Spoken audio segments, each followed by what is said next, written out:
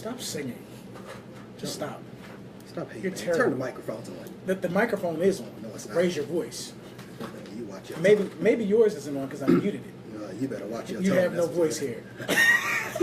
What did I get myself she into? is. It's okay. This is all love. It's At you some know. point, I'm gonna put my hands on it. But I went to church Keep on Sunday. thinking, So seriously, Jesus said Ask him like what this church he week, went to. last week. I'm just hearing music, St. not Baptist. Oh, yeah. speaking. Yeah. Is that right? You're fine. You're good. Yeah, you're good. Yeah, you can. Yeah, you should be able to hear yourself too. Yeah, you can't. Can you hear yourself? Your mic is Let's on. see. Not. I mean, a little bit. Yeah, we can Yeah, hear yeah, you. yeah. Okay. I gotta control the levels. Okay. Cool. But you're good though. Okay. So what's up, man? How you doing? I'm doing all right, bro. How you Good, doing? glad to hear How's it. Flint, Michigan doing? DP, how you doing, man? Let's talk to somebody that's You know civil. what How you I'm doing, talking man? How you doing, Daryl? Oh, How's your life? everything's everything, Yeah, man. yeah. Everything's good. Thank y'all for tuning in to Divergent Thought here on Bliss.fm. I'm one of your co-hosts, CT. I'm your boy, B. Little. GP. Call in, talk to us, folks. We got a great show for y'all tonight. We're going to be talking about mental health, 202-652-0708. Before we introduce our guest, you go ahead and say what you got to say smart. Say something smart so I can go ahead and retort. What are we talking about? Oh, your camera. Ladies and gentlemen, No, if we could please help this man. He misplaced a very valuable electronic device, and apparently it wasn't here. Just watch your tone. In Just the, switch, in, the switch good, up. in the good neighborhoods. And where do you live? Where do you live in? Herndon? You're asking too. You put no. Out in Africa. It wasn't out there with the rest of the, You're doing too much. You're doing He too misplaced it in What? another place. What's wrong with your mustache? My mustache? Ladies and gentlemen, I'm not a hairy guy. Okay? Man, look, we're about to just get into this show. We got a lot to discuss. Wow. So, you hear that? He's the worst. We're talking about mental health, right? You gonna check me out? This is part of it. There it Yeah. is. Personal hygiene. And admittance. Pay attention to that. Sticky McStinky over here. Let me jump in and introduce Amy, y'all. Amy McDowell Marlowe is a passionate and engaged advocate of mental health. She is a survivor of suicide loss and lives with major depression, generalized anxiety disorder, and post-traumatic stress disorder.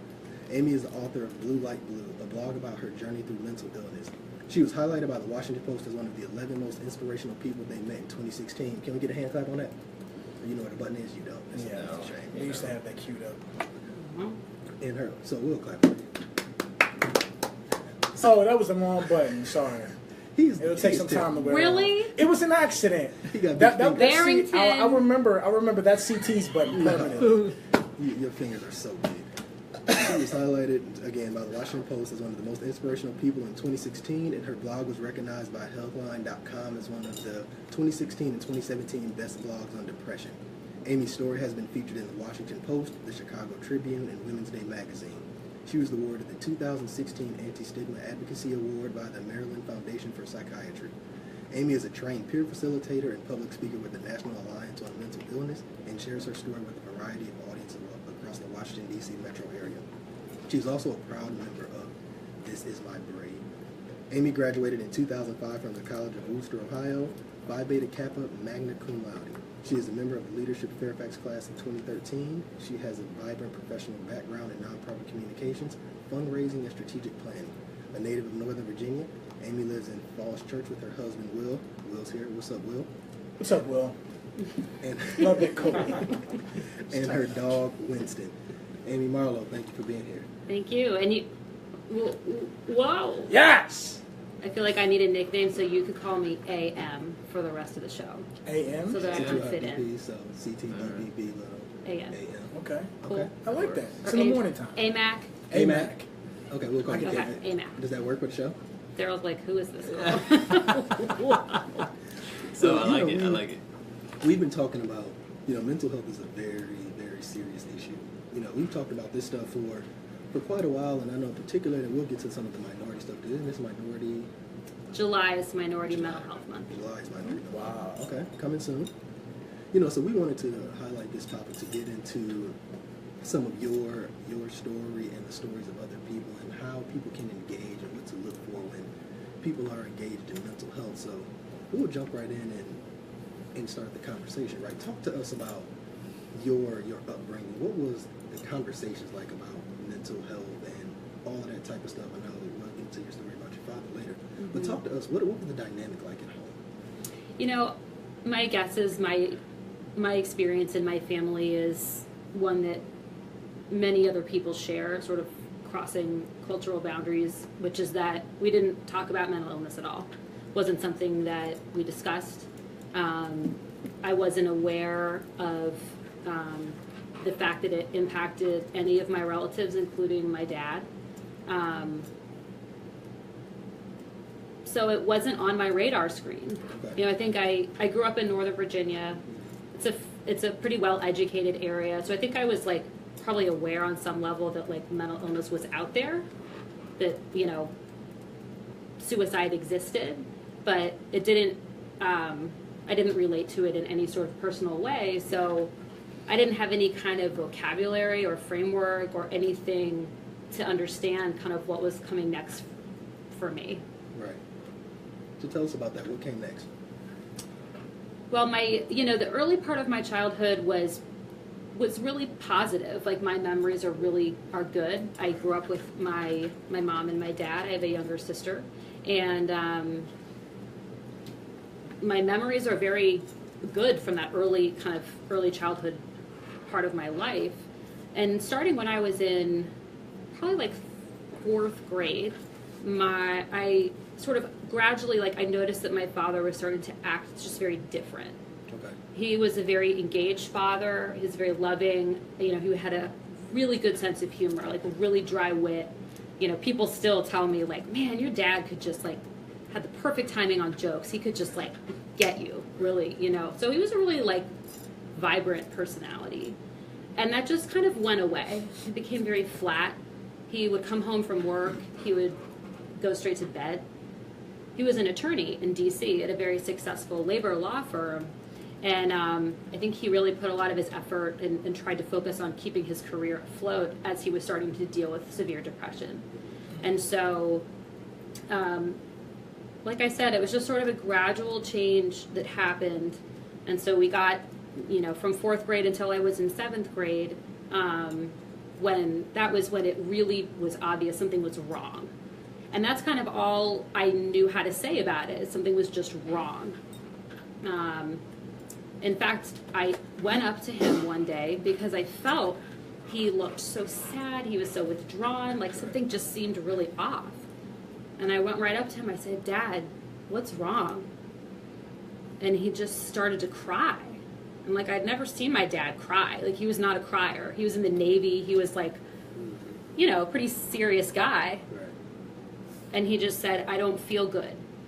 And I said, "Well, what's wrong? What do you mean? When are you going to feel better?" And he just really began crying. And so I ran away like a teenage girl, right? I, like, ran to my bedroom. I slammed the door. I thought he would be coming after me, you know, to try to explain this. You know, and 3 days later, he was gone. You know, that was, like, my last real interaction with him that I remember. Right. So Wow. it was a real, you know, his suicide was a complete shock to our family. My mom knew towards the end that he had been struggling with severe depression, but again, we didn't talk about it.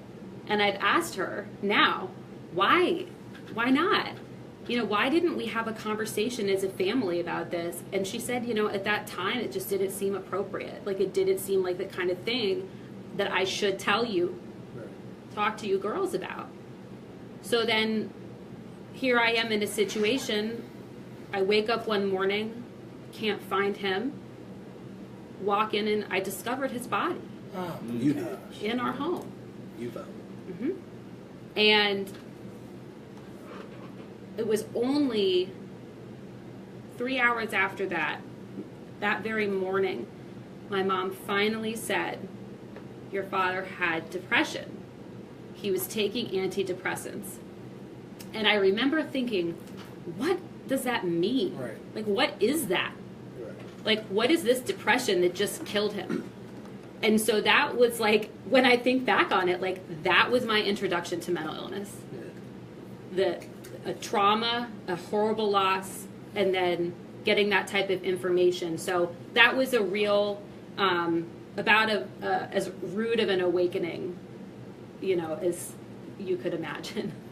I hate to rehash the past, but how could you have gone back, or what could have changed to possibly your father still be here today?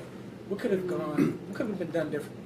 That's a good question, and it's one that anybody I've talked to who's lost somebody to suicide asks that question like every day.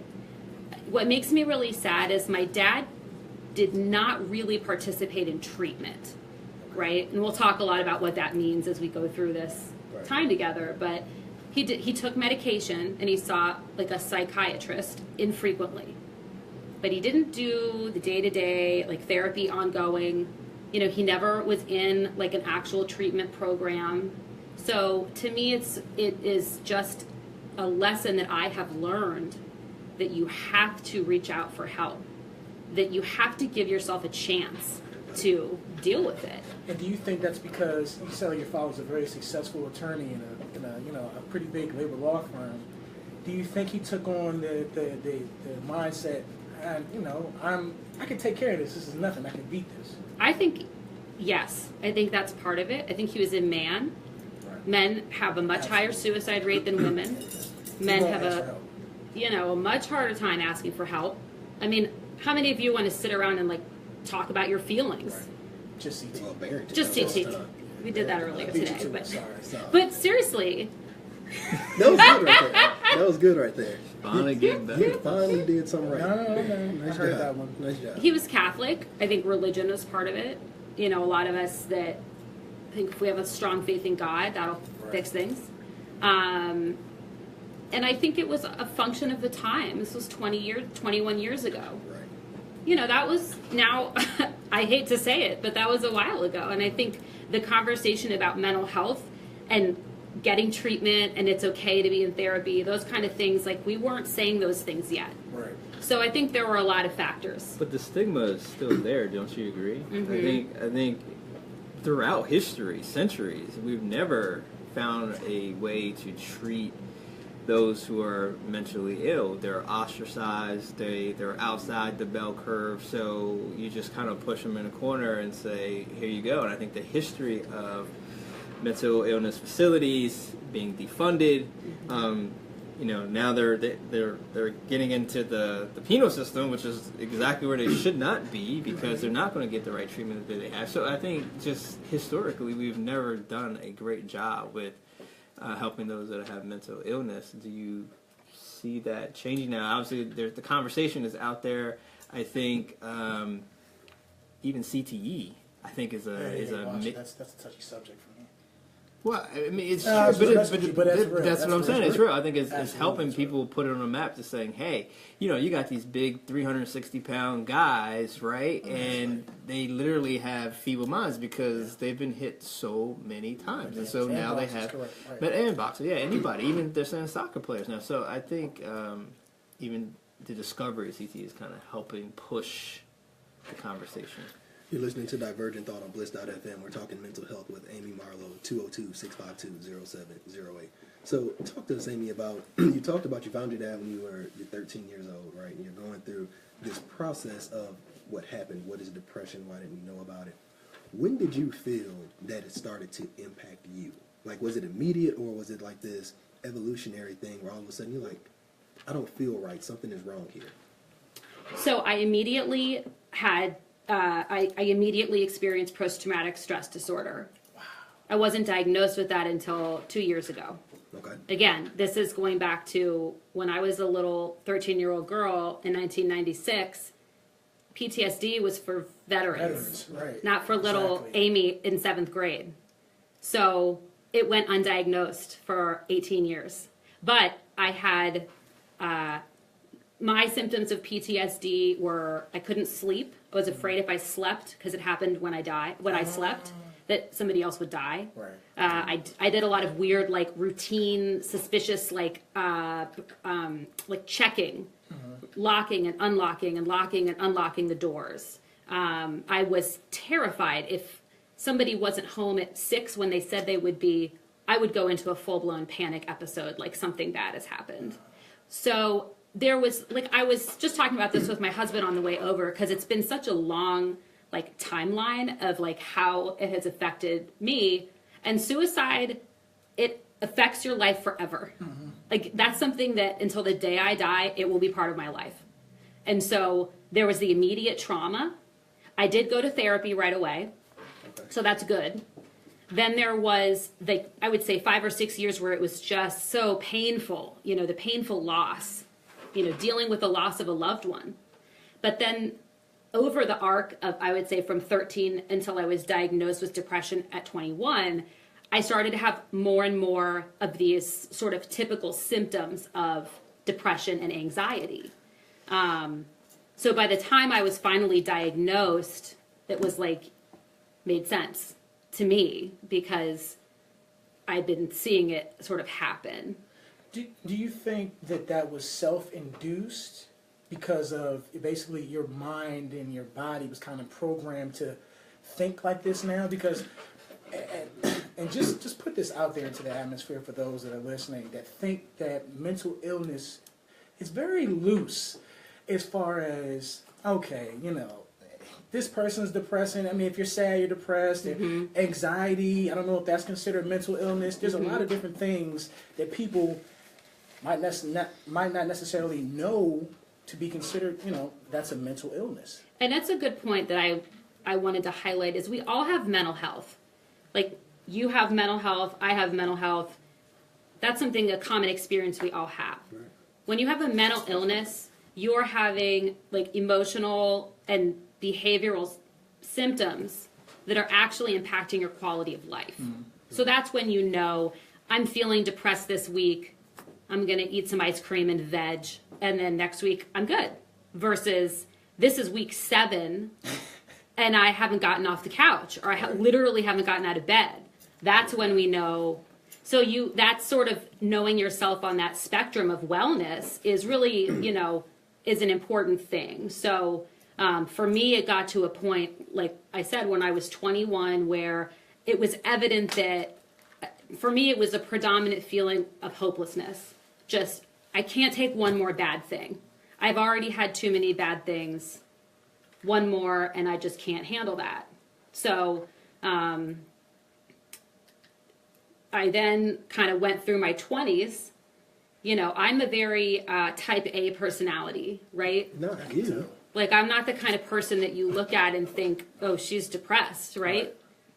You wouldn't have thought that 3 weeks before I was hospitalized. I'm so good at this sort of presentation. And you didn't know. I met you, and so you were probably, like, we were 29-ish?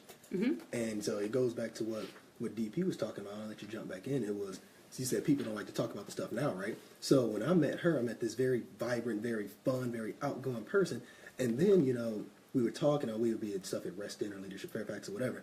Then all of a sudden, I didn't hear from you for a while. Went off Facebook. You went off everything. Yep. So then I started to reach out to people like, hey, where's Amy? People be like, oh, yeah, she's not around. I asked somebody else, like, where's Amy? Oh, yeah, she's not around. It wasn't until I read that Washington Post, your article, and I was like, oh. Mm-hmm. Because even then, people that knew that were in your circle, close enough circle, were like, they didn't want to talk about it. It was one of these things like, oh, like when it comes out, it'll come out. Like, where sometimes I think about that type of stuff, and even in the book, and we talk about asking for help, you never know, right? Like, had other people have said something, it could have been, because your story has now impacted thousands of people positively. You know what I mean? I hope so. And it's crazy you say that, because with your personality type, I never would have guessed it. Mm-hmm. Somebody had to bet me all $13 I have in the bank, would have lost it. Because I wouldn't have thought that. He's not lying. Right. But yeah, so when you were talking about, slip in there. As you were going through your 20s, right, up until that point, talk to us about, like, what happened when to the point you said all the way up until, you know, a couple of days before you went into the hospital, when there was just that volcanic eruption. What was that process like for you? So I've since learned just how much a childhood trauma can affect you for the rest of your life, or until you really process it. And it's the case often even with people who are victims of sexual abuse, of grief, of a loss, of just anything traumatic. When you are of a certain young age, you literally don't have the emotional framework within which to process that event. You can't. So for me, I literally, no matter how much I wished I could, I just couldn't process that yet. Okay. In terms of really addressing the raw emotion that, you know, came out of my father's suicide, abandonment, you know, feeling that I'm not lovable, that I'm not good enough.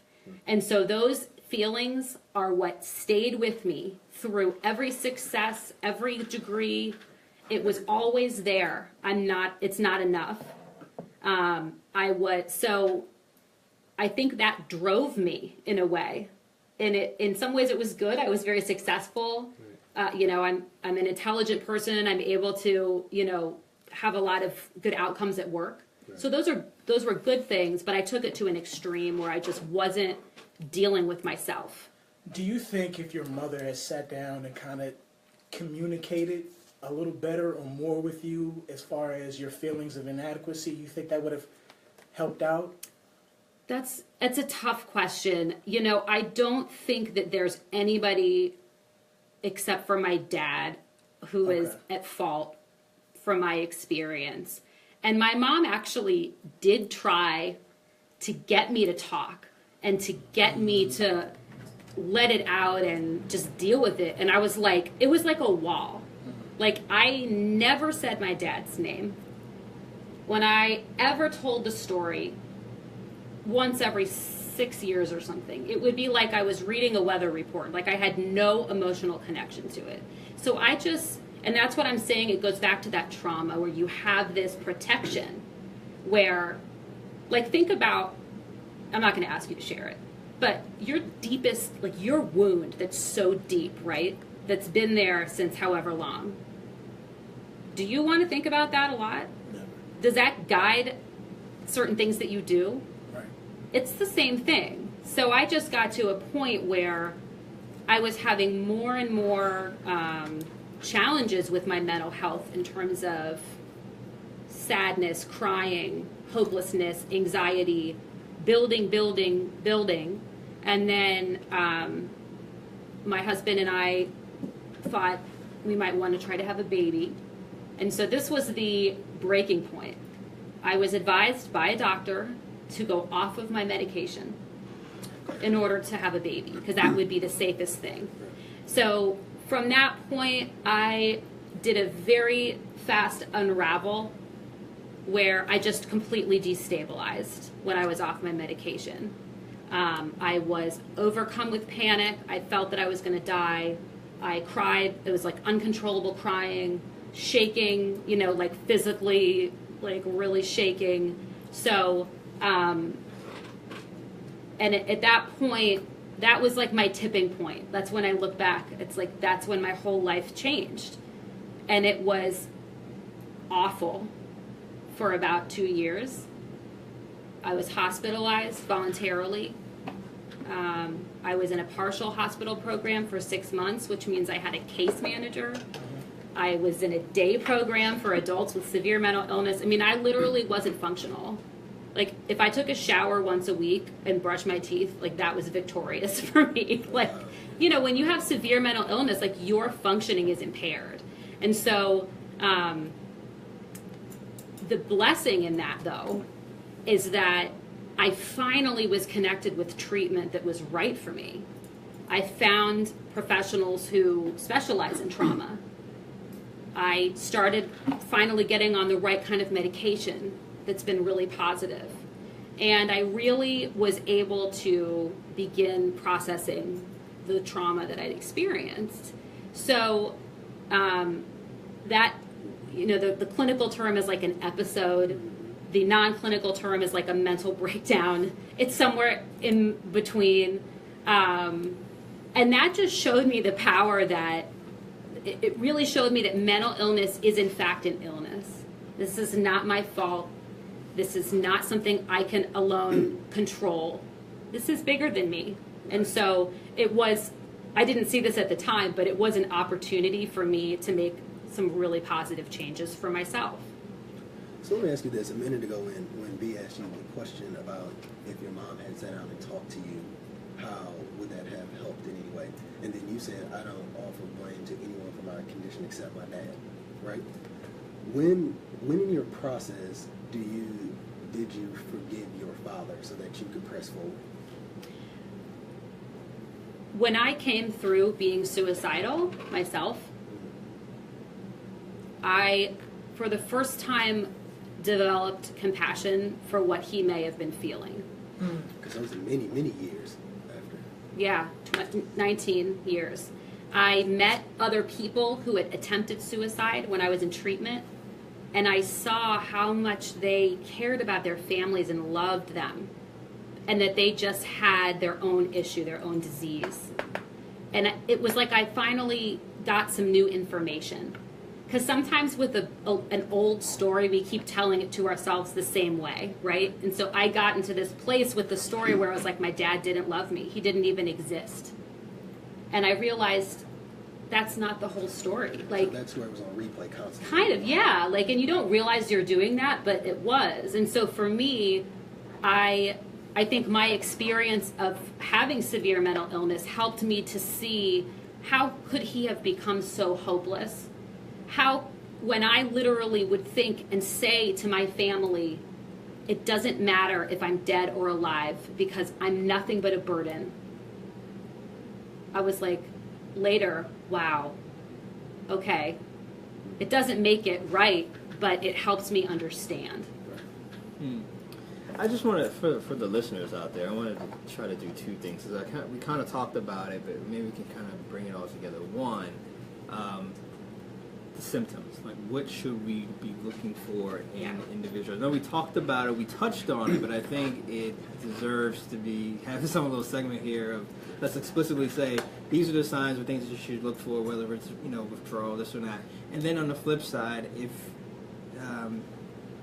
treatment-wise, what are the options besides medication and group therapy and voluntary check-in? What are the options that are available to you? Can we talk about that? Absolutely. And I think, it's important for me to just say this, what I'm sharing here is simply my lived experience. I'm not a mental health professional. I'm sort of I write about it, I've lived it. You're an advocate. I'm an advocate, but you listeners need to seek professional opinions and do some good research, and I'll give some ideas about where to do that. But I always like to just make that little disclaimer. Yeah. So there's a really great campaign called, it's the Campaign to Change Direction. And it's a public service campaign so that we can all know the 5 signs of mental illness. So these are kind of the basics that you would look for in yourself or somebody else. You have personality change, agitated, angry. You don't always think of that with depression, but it can come out as anger. Withdrawal is a big one. If somebody is really pulling away, really isolating. Poor self-care. We were joking earlier about hygiene, but that is, I can tell you, when I was sick, I didn't take any care of my body. And that's a sign if somebody seems like they've been repeatedly wearing the same clothing, like they seem like they're not bathing. Especially someone you're close enough with, you can be like, hey, what's going on there? And then hopelessness. If somebody is ever saying things like, it doesn't matter, my life doesn't matter, it'd be better if I wasn't here, nothing will ever get any better for me. These are things to really listen to if somebody else is saying them. And I don't know if you guys do follow up with listeners, but I can actually send you, there's a really good graphic that has just like these faces. That'd be great. And visiting websites like the National Alliance on Mental Illness, they have a list of all of the diagnoses that one could have, ranging from what I have, generalized anxiety disorder. Yes, it is a mental illness. Wow. Major depression, and then like schizophrenia, bipolar disorder. Right. So, and when you go on to it's NAMI, NAMI.org, they actually list out all the symptoms. And so I think getting educated about is this potentially a mental illness in myself or somebody else really helps you to sort of decide if you need to seek additional and professional support. So when you talk about one of the 5 symptoms, one of them was agitation, right? So when I'm teaching in the jails, quite often you can hear the guys talk about this stuff, like this person's agitated, this person, their personality has changed significantly from the time they were incarcerated, now they're very much withdrawn. So even in that situation, that's a different dynamic. But then when you're in the outside, for lack of a better term, when a person is going through that level of agitation, that level of withdrawal, lay people like us, we're not mental health professionals either. How do you even approach a person and say, you can be as genuine and as compassionate as you want to be, but if they're in a space where they're in denial or they really don't want to talk about it, how do you even approach a person to say, I've observed something, I feel like something might be a little bit off. Mm-hmm. How do you say that to somebody without them going through the roof immediately because you've observed something that maybe they don't want people to know about? Yeah, and I think that's a very individualized question in terms of, is it in a family relationship, a professional? What I've found is sometimes a good doorway with people is to actually share something about myself. Tell your story. Not the whole thing, because Right. it's kind of a lot, but like, hey, let's terrify you about this. But more like, man, I've just been feeling really agitated lately, and I just don't know where that's coming from. Because then you're kind of offering something, and they may be willing to share also. Right.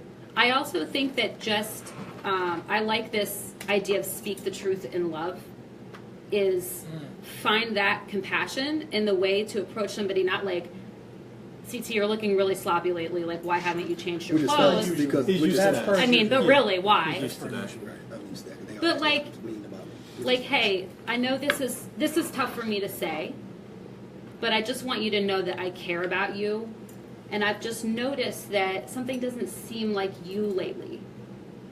And if you don't want to talk about it, fine, but I just want you to know that I've noticed and I care about you. It's very genuine interaction. You talked about a diagnosis one that hit home with me because a couple of my teammates and one of my coaches in college had this, and a couple of NFL players, I know Brandon Marshall in particular, suffers from being bipolar. Mm-hmm. How much of that do you think is because of the lifestyle or the sport that they're playing, or is that something that's in them from genetics? Is that hereditary? That's a really good question. I don't really know the answer. I'm not an athletic person. I know that that may not be surprising. Whenever you have mental illness, there's no one factor that's causing it. Like, it's not only genetics or only environment or only, sure, if you have repeated traumatic head injuries, that could lead to something. But they also could just have bipolar disorder. Right. But I am not well versed on sort of how, like, sports injuries could lead into it. But he's an amazing advocate. Amazing. I mean, it's advocate. awesome what he Yeah. does. Yeah. Kid It's- Cudi. Him and his wife, they're great. Kid Yeah. Cudi just came out. Yeah. Who did? Kid Cudi. Oh, I thought you said Kim Yeah, K. and it sounds Really? like- That explains it. I speak a lot in high schools, Yeah. and like, to them, like, when I do the slide of like the celebrities and athletes with mental illness, like, they really connect with that. Right.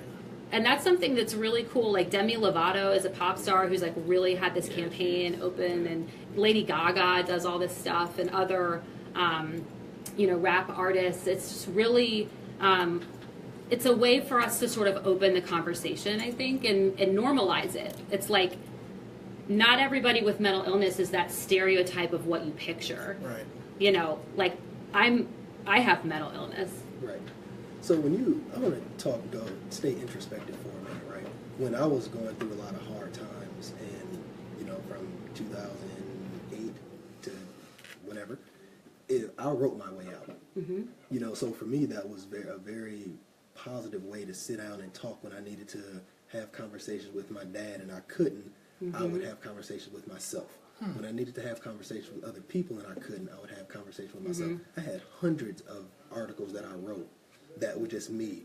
Let it go, let it go, Processing. let it go. Yeah. Process, get it off me, move on. When when you think about the solutions for it, when you think introspectively, how did writing or speaking or really thinking about diagnosing the very essence of you help you move through from forgiveness of your dad to your suicidal ideations to the part where you can now say, I'm willing to share this story with the masses? Yeah, it's been a beautiful process. And I think in my entire life, there's nothing that I'm more proud of than the choice that I made to become open about my experiences. because for so many years I just held it in. There were many times with friends and bosses, I just wanted to share like some of what was going on, but I always felt I can't. Got to hold that in. I got to keep up this image. So I began writing after I had to resign from my job. I had to go on disability. It was a really hard time. It was horrible. And I lost my way. Like, I lost my way in life. I was like, I can't work, which has always been like that's who I am, right? Like, you knew me then. Yeah. I was like dynamic, got it going on. All of a sudden, I can't even like take myself to the grocery store. So I started, I don't even remember why, but I started the blog. And from the first thing I wrote, it was like it poured out of me. I was writing like 3 or 4 articles a day. It was like I just had to express it. And I think, like I often use this phrase, but I wrote myself out of silence. It was like, I think I read my blog more than anybody else does. Because, do you know what I mean though? You read what you write and it helps you go through it. I told him a couple weeks ago, I called him, I said, man, I had to read a chapter of the book to make me feel okay. Yeah. Remember? Yeah, I remember. Something, Yeah, I remember that, something yeah. that I wrote. And as much as I do desire to help other people, first and foremost, my writing and my speaking is for me. Because every time I do something like this, I see how strong I am. Right. I remember how much I've come through. Right. I hear my words. I hear the bravery of sharing this story. And so it really helped me own who I am, like the whole me, so that I can now be more authentic in my everyday life. It doesn't feel like I have to pretend or hold it back. You know, that's not to say that I just like unload on everybody or I'm crying all the time in front of everybody. It's just more a sense of being authentic about what I need. Just embrace you. Yeah, totally. I got a question for actually your husband. Sure. Will, do you mind swinging on over Mr. here? Marlowe. Because I'm curious, and I'm pretty sure, you know, if there are any family members out there that have a loved one that deal with mental illness, take us through your thought process. Right, this is somebody that you love and care about. What's your mindset towards this mental, you know, whatever your wife is going through, and how do you cope with that? Well, I mean, I think that you learn that mental illness is like any other illness, and so you start to treat it like that, and it becomes hard for you to probably kind of see how other people maybe don't see it as a physical illness. And I mean, we doing all right here? Yep. Yeah, you're good. Okay, so, you know, I think that probably from my perspective, you know, it just became second nature to think of it as, you know, as any other illness, you know, maybe more physical than mental. And, you know, really I just stopped thinking about it that way and just thought of it as, okay, well, what's the treatment that we can get? How can we work through it? You know, what's in her best interest? So, you know, I don't know if that's... One thing you had shared with me was that you felt like it was so hard because you just couldn't make it better. Sure. Right. It took, you know, I think as a man, as a husband, like you want to wanna fix protect, things. you want to Yeah, protect right. your wife, and I think maybe you can speak to that. Just this feeling like as time would go on and on and on. Sure. I mean, well, no. I mean, I think that, you know, as a man, you know, you have some bad instincts when it comes to dealing with this, because you do want to make it, you want to fix it, you want to look for the injury, you want to repair it, you know, you want to do all that stuff, and that's, you know, you do have to learn that that's not really the path forward, you know, because you have to listen more, you have to let it run its course, you have to, you know, there are certain things that you can do, but it's not that kind of an injury. So, you know, you as a family member, you have to grow along with her. So, you know, I think that, you know, in the beginning, I'm sure I responded very differently. In fact, I know I did, because you know, when she was making the decision to change the medication, you know, I wasn't aware of the possible consequences of that. And, you know, I think towards the end, I knew all the possible consequences. And, you know, whenever there were issues like that, It's like it was a like, mental health nurse. yeah, it was like, you know, you're going to think twice about those things. But you were also at an advantage, right, in the fact that she was open with what she was experiencing. What if you're with a partner, you're with a girlfriend, a husband, a wife, and they're hiding their mental illness condition? Like, they know that they're bipolar, but yet they don't reveal that to their spouse. Because, again, you talk about this deep, dark secret that you hold down inside that you feel, even my partner, I don't feel comfortable enough revealing that to. Right? So it's a good observation. I mean, I would say that, that probably is the kind of thing that really makes it, I don't want to say anything's impossible, but, if you're with, Amy, throughout this whole thing, every doctor, all the counselors, everybody kind of noticed how hard she was working, and how, and part of that is being open, and, it's so hard that if both of you aren't working hard to get through it, it's going to be very difficult to go through it intact. One more question. What about your own mental health? No, seriously. No, because and that you know could what? be, Because that I could want be to follow up so, question after you. right. It could be, for lack of a better word, burdensome to the point where Right. now you have to check your mental health too, because you need that outlet. Like, she found her outlet in writing and so forth. Did you have to find that you had to find your outlet as well? Whether it's golf or whatever, whatever it is. You don't want to see him on a golf course. No? Is it like Charles Barkley? I mean, so. Terrible. So, it's a great question. I mean, so I am fortunate in that there are certain things that, I'm not, I mean, Amy's kind of joking, but, like, I don't have a lot of hobbies. Like, I'm not a golfer. I'm not, if I get a hobby, I take it really seriously. Like, I want to, like, turn it into a job. And so, but on that front, I think I am lucky because there are certain things I really care about and I, find a lot of meaning in. And so, I think, like, I'm going to jump in. When it was really bad for the first year, and that's a long time, I think it was extremely hard on Will. Of how could it not be? And I think that underscores the point that if somebody is a caregiver of somebody with mental illness, like, they need to seek their own support because it is so, it's a roller coaster. And I think that my impression was that you did become more open with friends and had, found more people for yourself to talk to. Like, I mean, Will doesn't have mental illness, but you're right. It's situational. It was, no doubt you were depressed during that time. It was horrible. Yeah, I mean, you're right. And it's true. I did lean on people who I didn't, I'd never had to lean on before, and I reached out to people, and, I had a network that, I'll be forever grateful to. So, I mean, I think it's a complicated question because I'm sure there were a lot of things that helped me kind of, stay strong through it.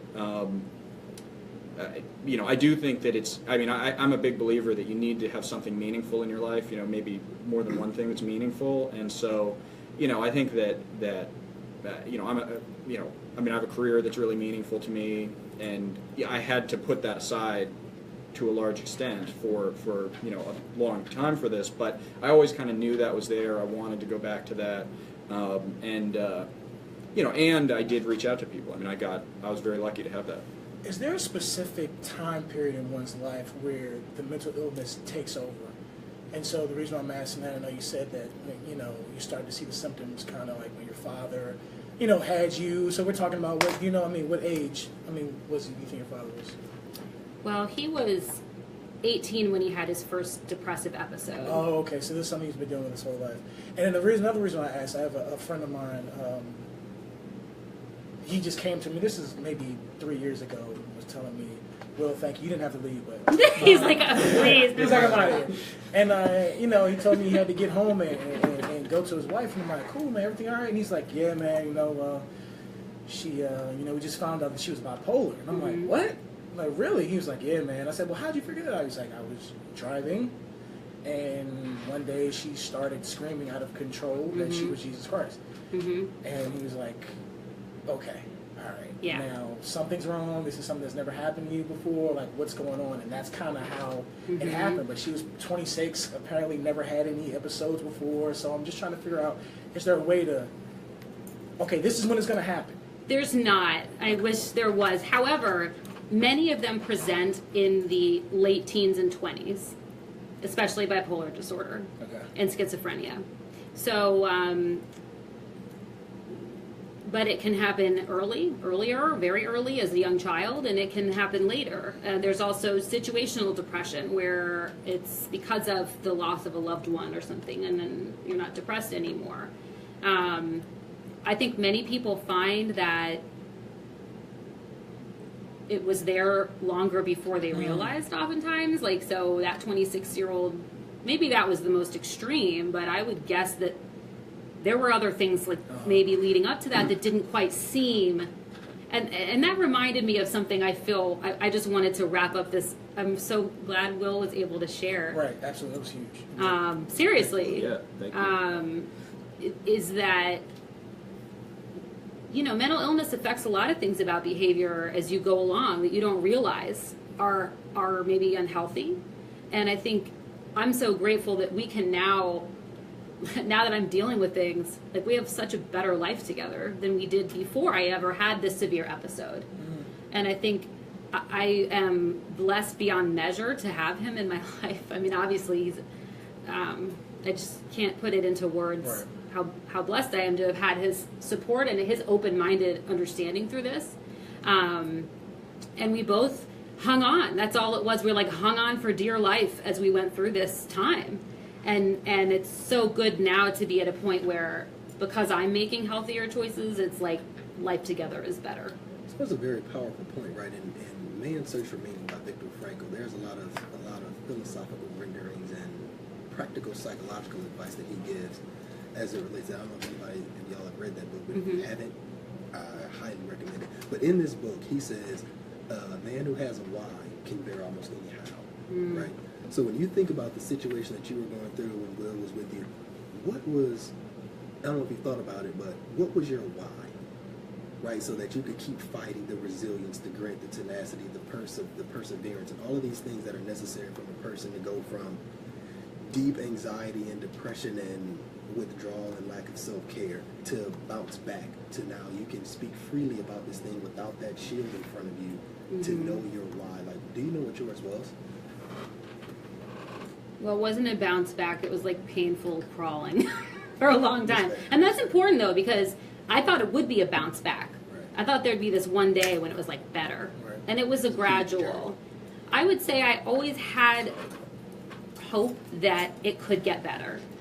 And that was what kept me through each day. Like, I had a doctor, my psychiatrist, who was very good.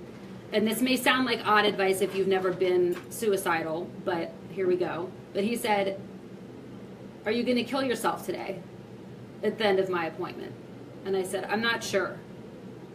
And he said, "Well, just remember this. If you kill yourself, you can't try again tomorrow." It's a true story. That's a tweetable moment. I was like, true Yeah, story. We didn't tweet that. Yeah, Definitely tweeted But that. it's true. And I think not everybody, Thinks that. not by their own fault. It's just not everybody can hold on to that. But for me, it was that there was this underlying belief that it had to get better than this. As long as I'm alive, I can try. Yeah, like I just got to keep, and I have an amazing husband. I have many gifts personally that I had to live for. I have a wonderful family. I had vision for my future. Even as bad as I felt, it was like in the back of my mind, it was like maybe I can get better. Yeah, I mean, so when you talk about that feeling of hopefulness, where you can say, I can carry on like the little engine that could, like that slow crawl. Like it's not a bounce back moment. It's a very deliberate. I'm going to try my best and do my best until I can't do anymore, and then I'm going to keep trying my best until I can. When you encounter people now through your writings, through your speakings, through your teachings, I know you're not a mental health professional or counselor or anything like that, but what guidance do you offer people? Because I would imagine that when you see people, you see them differently than like I might or like than Will might, right? Because you've been where they might be going. What counsel do you offer them to say, hey, remain hopeful. It's going to be okay. I'm very involved with an organization called the National Alliance on Mental Illness, NAMI. I do a lot of speaking, and I actually lead a peer recovery group for adults living with severe mental illness. So we actually go through a curriculum. And I try to, I think, again, it's unique to each person, sort of what is going to be motivational, but understanding the recovery process is something that is really helpful to know. Just like there's stages of grief, there's stages of recovery, and recovery works for people. For most people, recovery works. Most people don't end in suicide. In fact, most people can recover through an episode. So understanding, learning what your own symptoms are, learning when they're severe, and what to do when they're severe. We do crisis safety planning. We do a wellness, it's called a RAP plan, Wellness Recovery Action Plan. The idea is that you get to know yourself, because like depression in you could look different than depression in me. I could be sad and withdrawn and crying. You could be getting in fights and furious with a hot temper. That can be depression too. That sounds about right. So it's like getting to know that and then saying, okay, what do I need to do? And how do I know when it's really bad, right? Like, what are those signs? So I think, and it begins, in my opinion, and this is just my opinion, with seeking professional help outside of yourself and not going into the cave of like trying to do it alone. As far as recovery is concerned, how much of the process can we say it comes from the medical field? Like, so your treatment, your medication, how much of it is that, and then the other side of it, how much is just sheer willpower, tenacity, force to get it through? Because if I'm taking AstraZeneca, side effects may include depression, anxiety. I'm like, geez, a flip. CT disorder, all type of stuff just keep coming out of the woodwork. So like, it's like it could be a byproduct of taking the medication. I sense some feelings of frustration. Absolutely. See it? Yeah. I don't know the answer. I don't. Oh. Okay. Nope, you did it twice. It didn't work. I'm saying you keep bombing out, bro. I don't think there's one answer to that. I think it's sort of like a wheel, and there's a lot of different spokes that keep it turning. Okay. And so medication for many is important, but not everybody. Not everybody is on medication. Therapy. And remember, there are many different types of therapy. And that's important to look into, is like, for your particular type of mental illness, what's the best type of therapy? Lifestyle. When I was taking my medicine, but I drank heavily 3 nights a week, that wasn't good for my depression.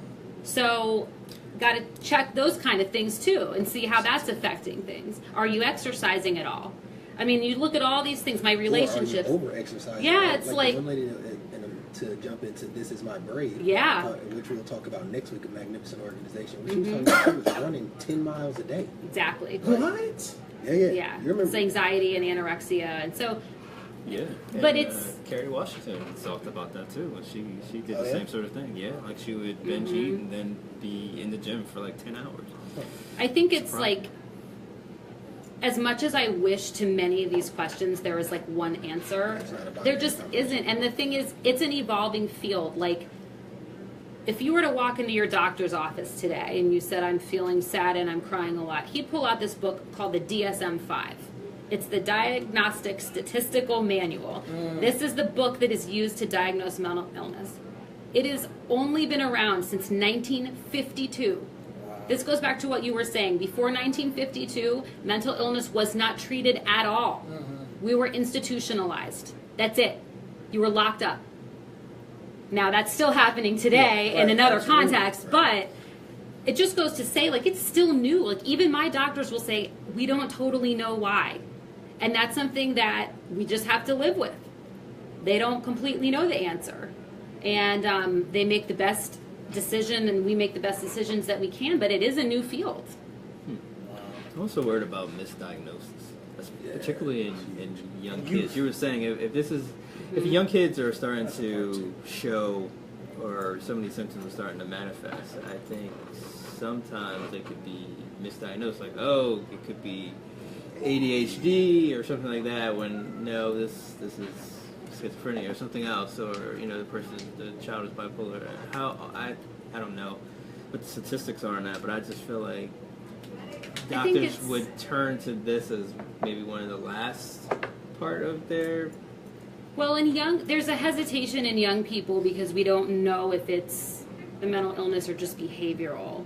And that's why getting second opinions is important. If you're a parent and you are feeling uncomfortable about something you've been told about your child, you have every right to get multiple second opinions and keep pushing and do your research. There's so much good information out there online through organizations like the National Alliance on Mental Illness and others that we have. If I've learned one thing with dealing with my own mental health, I've had to become my own advocate. Nobody else is going to do it for me. Like, it's not my husband's job. It's not my mom's job. It's my job. So I needed to kind of grow up and start to do that for myself. And that's where it's got to start. So in the last few minutes, we always round robin, and I alluded to it briefly a few minutes ago about the organization This Is My Brave. Next week we have one of your colleagues coming in, Alicia Henry, to talk about This Is My Brave in the second part of our conversation on mental health here. So as we close down, let's round robin it. Last final thoughts, B? This has no face, and so the only thing that I could possibly think of is the sensitivity of it all. You have no idea what anyone is going through, so it's kind of like, treat it just be very. Yeah, you have taught me so much today, and so honestly, because you don't know what anyone is going through. I would have never guessed in a million years, but it flat broke right now. If somebody said that you suffer from mental illness, I never know. And so I think that whole sensitivity issue comes into play. I think it just comes down to see something, say something. You don't know what someone else is going to. They could be actually crying out for help. You may take it as, oh, this person is an attention seeker, what have you, but I say err on the side of caution, right? Because hindsight, obviously it's 2020, you don't want to be in a situation where, wow, that person was actually, reaching out for help and I missed it. Right. So. Amy? I think having this conversation together is really important. We didn't get to this, but as we're going into July, going into Minority Mental Health Month, I think there's a lot to consider with how these issues play out in communities of color. It's very different from my experience in a lot of cases. And so I'm hopeful that next week you can touch on that because, the statistics are alarming. And I think that this is my experience, this is my story, but it's important to hear other stories from other communities and include different people from all different, neighborhoods and communities in these conversations. So for me, it's a blessing to be here, and I'm looking forward to seeing it continue. We want to thank you very much for coming here. For me, final thoughts is don't suffer in silence, people. Don't walk alone, right? We talk about it all the time. You're not out there by yourself. So, again, Amy, thank you for being brave enough to come and talk with us and do everything. And next week we will have, we'll talk about part 2 of this. How can people find you? BlueLightBlue.com. BlueLightBlue.com. Yeah. Kind of like red And light, Amy red was just saying how alarming it is. I just want to throw out statistics. So we're talking about, blacks are only 13% of the population, and about 16% of that population, which comes out to about 6.8 million people. Right. Black people are suffering from some sort of mental illness. That's a staggering number. And we will get into all of that next week. Next week, tune in 8 p.m. here on DivergentThoughtBliss.fm. Until next time, love everybody, treat everybody right. We're out. Some LCT.